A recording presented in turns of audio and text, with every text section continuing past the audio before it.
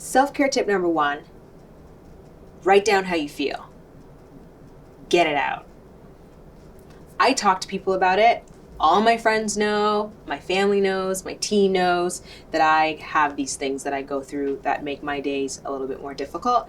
I think it's important for people to talk about mental health just because there's such stigma around it. I think we pay attention to physical health more. We can see the signs, we can see the bruises, we can see the cuts. We know we're familiar with specific diseases and conditions and disorders, but mental health, for some reason, we just don't understand. And I think the more people speak about it, the more we can learn and we can make the conversation more comfortable. Because a lot of the times when you suffer with depression or anxiety or any, mental health issue, you keep it to yourself because you don't think people understand. But if you find out that people do understand and you hear that people are talking about it, it will compel you to speak up.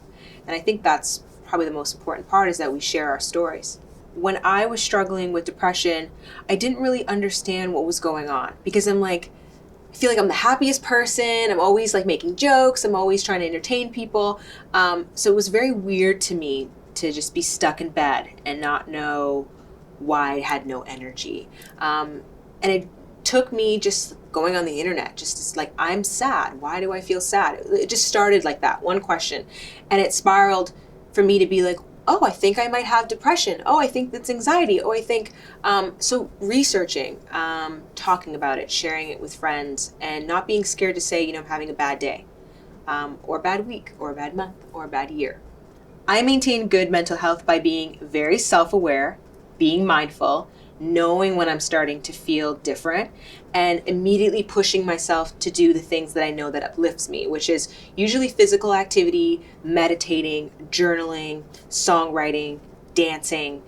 It's an immediate thing. As soon as I feel like I'm coming down, I'm like, oh, I haven't journaled in a few days. Maybe I need to journal. Or, you know what, I should go for a run or a hike or whatever it may be.